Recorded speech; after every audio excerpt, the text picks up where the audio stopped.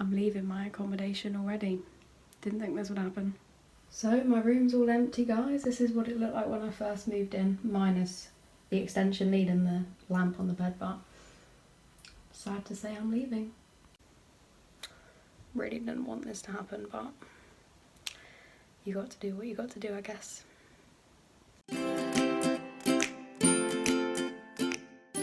Hello everyone, it's Katie. Welcome back to my channel. As you guys will be able to tell, one from the title of the video and also the clips you probably just watched, I have decided to officially move back home for the rest of this academic year, so until sort of September, October time hopefully, and officially terminate my contract with the accommodation that I was living with. This does not, however, mean that I have left university. I'm 100% still going ahead with my course. I'm absolutely loving it.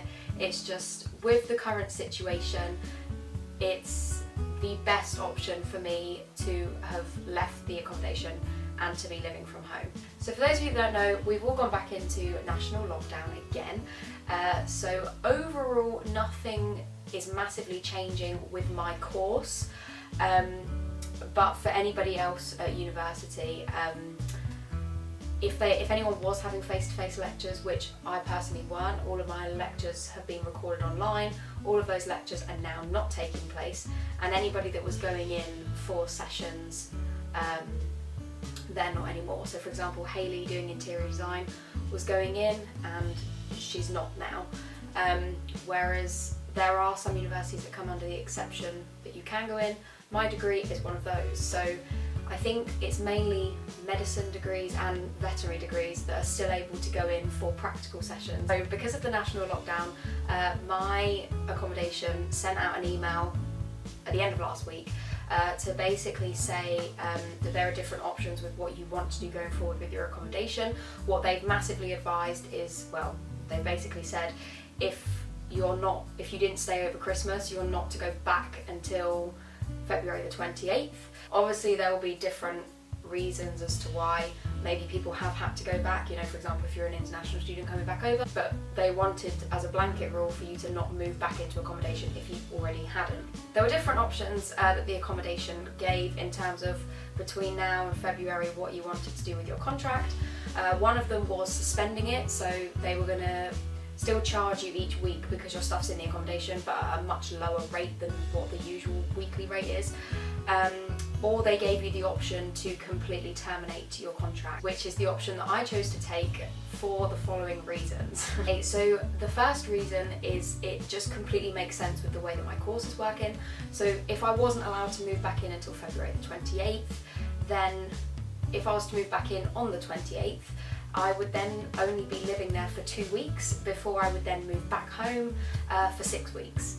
That reason is because after the 2 weeks of living there, I then have 2 weeks of placement, followed by 2 weeks off for Easter, followed by another 2 weeks of placement. So I would be paying to not live there for those 6 weeks, and then after those 6 weeks are over and we go back for final term, I'm only there for a total of 4 weeks. So it didn't really make sense to continue paying for the accommodation, not living there for a whole month, followed by living there for 2 weeks, not living there for 6, and then living there for 4. So it just didn't make sense. It makes more sense for me to live at home and commute in for the practical sessions. So the second reason is money reasons. So my parents were helping me fund some of my accommodation. Now obviously if I'm not going to be living in the accommodation, they're going to be saving, and I'm going to be saving ultimately quite a bit of money. I do have a loan to help me live, but it doesn't cover the whole living situation, and I'm also paying outright for my course. And the third reason is also just practicals. So obviously where my practicals aren't now starting, like I mentioned earlier, till the end of January, and they've also significantly reduced the number of practicals this term due to us going into lockdown. I think in this whole second term I have a total of 6 practicals, which equates to effectively 1 a week. Last term I was doing 2 to 3 practicals a week, so for me to be living in the accommodation to effectively only be actually going into university once a week, it actually again works out more cost efficient for me to live here and commute to my university for the practical sessions. Did I want to move out of my accommodation? No, I'll be honest, I wanted to stay. I've made so many friends in the term and now I'm going to be leaving them all. which is not what I wanted to do, but obviously we have to look at the current situation and obviously what is best overall. And so yeah, thank you guys so much for watching today's video. This was not the video that I had planned, but it's been a very interesting and completely chopping and changing week. At the start of last week, I was moving into my accommodation. By the end of it, I was moving out. So it's changed a lot. I didn't really have time to film any other videos, so I thought I'd just explain to you what's going to happen between now and the end of term. So thank you guys so much for watching. I really hope you guys enjoyed the video. If you did, give it a big thumbs up and subscribe to my channel, and I'll see you guys with a proper video next week. Bye!